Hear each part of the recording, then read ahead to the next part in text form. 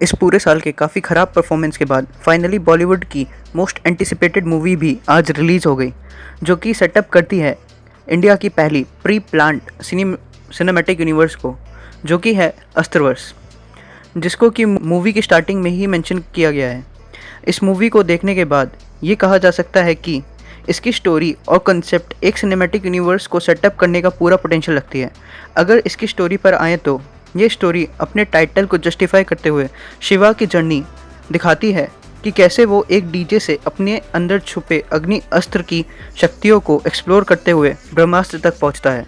But ये पूरी story supported है 3 पिलर्स पे, जो कि हैं स्टोरी के 3 ओपी कैरेक्टर्स, साइंटिस्ट, आर्टिस्ट और गुरुजी, जिनको प्ले भी किया है इंडस्ट्री के 3 ओपी एक्टर्स ने।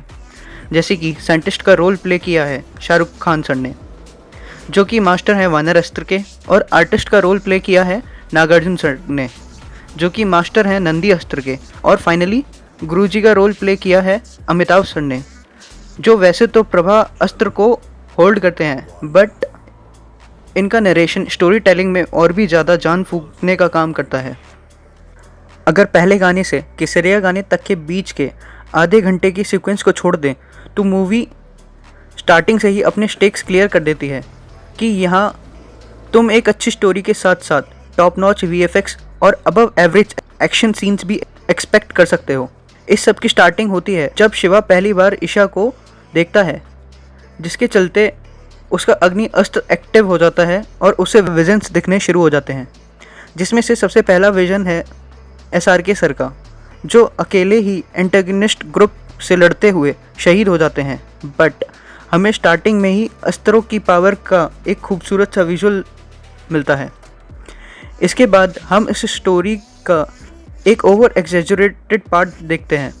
माना ये एक बॉलीवुड की मूवी है और यहाँ लव स्टोरी कंपलसरी है, बट बॉलीवुड ने पहले भी इस प्रॉब्लम को काफ़ी अच्छे से टैकल किया है, पर पता नहीं क्यों यहाँ इन्होंने हक दिया। क्योंकि सीरियसली 2 दिन पहले मिले इंसान से मैं इतनी एक्सपेक्टेशंस तो नहीं रखूँगा।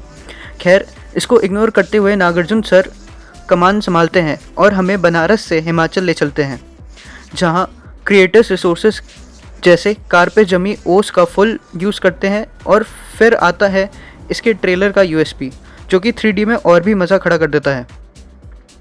अगर आप ये देखने का प्लान कर रहे हैं तो 3D में ही करना, क्योंकि विजुअल्स सच में बेमिसाल हैं। और फर्स्ट हाफ की एंडिंग तक ये दोनों ब्रह्मास्त्र का दूसरा टुकड़ा लेकर आश्रम पहुंचते हैं, जिससे पहले शिव अपनी पावर्स का पहली बार यूज़ करते हुए एक एंटागनिस्ट को मार देता है। इसके अलावा सेकंड हाफ में ट्रेनिंग मोन्टाज और फाइनल बैटल है, जो कि विजुअल्स की ब्यूटी के चलते देखने में ही ज़्यादा मज़ा आएगा। बट सेकंड हाफ पूरी तरह सपोर्टेड है हमारे गुरुजी द्वारा, जो शिव को ट्रेन करते हैं, फाइनल बैटल में भी पार्ट लेते हैं, और तो और हमें शिवा के माता पिता और ब्रह्मास्त्र की बैक स्टोरी भी बताते हैं। बट इस पूरे सेकंड हाफ में जो एक चीज़ खलती है वो है कि जब तुम्हारे पास एक पूरा कल्ट है, जिनके पास एक्सपीरियंस के साथ साथ पावरफुल अस्त्र भी हैं, तो फिर इन 5 पांडवों से एंडिंग में एवेंजर्स बनाने की क्या ज़रूरत थी, जो पोजेस करते हैं नागस्त्र, पवन अस्त्र, गज अस्त्र जैसे अस्त्र। बट क्योंकि ये सब अभी ट्रेनिंग फेज़ में है, तो ये क्लाइमैक्स में इतना कंट्रीब्यूट नहीं कर पाते सिवाय पवन अस्त्र के। और अगर ये कल्ट के मेंबर्स यहाँ होते तो शायद केवल प्लॉट आर्मर के चलते यहाँ ईशा को बचाने की ज़रूरत नहीं पड़ती। अब क्योंकि मैं VFX की इतनी तारीफ़ कर चुका हूँ, तो ज़रा इसकी डिटेल्स में जाते हैं, क्योंकि पूरी मूवी ही VFX हैवी है और इसे मिलते हुए कंटेंट हम पहले ही अलग अलग जगहों से कंज्यूम कर रहे हैं। तो मैं इससे मिलती हुई कुछ सिमिलरिटीज़ को पॉइंट आउट करता हूँ। अगर क्रिएटर्स ने इन्हें कॉपी किया है तो सच में हम फैंस इन्हें लाइव एक्शन में देखने को तरस रहे थे। फॉर एग्जांपल एनाजोमा 11 का मार्जिन द हैंड, या तुम शायद इसे सुसानो से ज़्यादा रिलेट करोगे। शैडो क्लोन जूत्सु की जगह फायर क्लोन जूत्सु जैसी चीज़, उचिया क्लैन का फायरबॉल जूत्सु, आसुमा का लाइटर साकुरा और डीमन स्लेयर की ये कुछ ब्रीथिंग टेक्निक्स।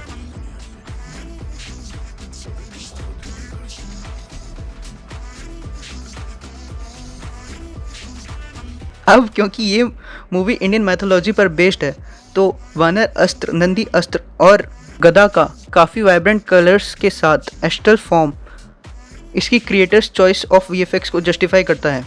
और अगर तुम्हें एनिमे टू लाइव एक्शन का कंपैरिजन करना हो तो ड्रैगन बॉल की लाइव एक्शन मूवी देख लेना। ये एनिमे वाले सिम्बोलिज्म और बाकी सभी चीज़ों के चलते ये मुझे काफ़ी पसंद आई। हाँ, ये मूवी परफेक्ट नहीं थी।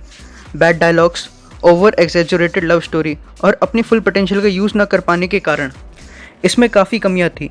अब क्योंकि ये अपनी यूनिवर्स की पहली मूवी थी तो मे बी ये अपनी नेक्स्ट मूवी में इन चीज़ों में सुधार लाते हुए लव स्टोरी से ज़्यादा अस्त्रों की बैक स्टोरी पे ज़्यादा फोकस करें।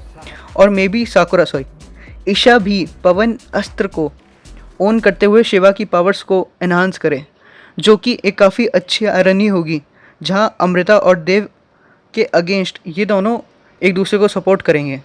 बाय द वे, इसका पार्ट 2 भी इसी मूवी के एंड में अनाउंस हुआ है, जिसका टाइटल है ब्रह्मास्त्र पार्ट 2 देव। बस इसके लिए फिर से 10 साल का इंतज़ार ना कराएं। तब तक देखते रहिए द ओमनिवर्स गाइड।